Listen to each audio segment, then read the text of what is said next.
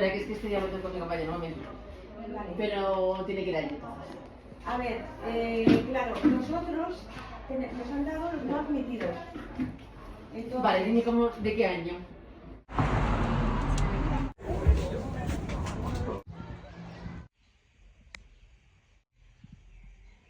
Hi guys, welcome to Jelly's Vlog. So, kabado ang inahandering dapita.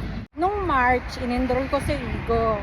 Ganito kasi dito sa Spain, may date talaga sila na kailan mo enroll, kailan mo malalaman kung pasok ba yung anak mo sa school na yan. So ngayon, nagantay kami ng Mayo para malaman namin if pasok siya sa school na pinag-enrollan namin. So ngayon, pwede mo siyang i-search sa website kung pasok siya. Sinearch ko si Igo sa website, but wala siyang school, wala siyang pangalan, as in. So, ang kailangan kong gawin is pumunta doon sa school, pinag-enrollan ko sa kanya. Ngayon, ang sabi is, hindi siya nakalista doon. Tapos, pumunta ko sa pangalawang school kasi ang nangyari kasi is, pwede mo kasi siyang i-enroll sa ibang school, which is like, nilista ko siya sa 5 school na malapit dito sa bahay. Ngayon, pumunta ako dun sa pangalawang school. So, ang nangyari is, wala din siya doon. Ang sabi nila sa akin is, talagang hindi na-enroll si Iko. As in, wala. Ngayon, kailangan kong bumalik dun bukas kasi sarado na yung mga office ngayon, 2:30 lang. Ang gahad ko. Hindi ba? Te, maanak papa ka mo? So, kailangan kong pumunta ulit bukas doon.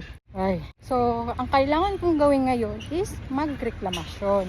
Hopefully bukas sana mapasok ko siya. May certificate naman na binigay na na-enroll ko talaga siya. So, syempre, nagtataka ako bakit wala siya sa listahan. O, diba? Kabado ang nanay nyo. Dito kasi guys, pwede mong i-enroll ang anak mo sa guarderia. 0 months to 3 years old. Na kung gusto mo na siyang i-enroll sa private o public school, pwede. Kung talagang kailangan mo nang magtrabaho, syempre ako kailangan ko na magtrabaho. Kaya gusto namin i-enroll si Igo. Sa private kasi is sobrang mahal guys. Hindi pa namin kaya. Sino bang hindi gusto ng private? Maganda kasi yung private dito guys. May access ka sa school. Bibigyan ka nila ng CCTV copy or pwede kang maka-access sa CCTV nila. Yun yung kinagandahan sa private school. Sa public naman, maganda din sa public school. Syempre, wala namang sa problema sa public school. Pero syempre, ikaw, nanay ka, mas kampante ka talaga na nakikita mo yung anak mo. Nakaparo kasi ako guys. Sa next vlog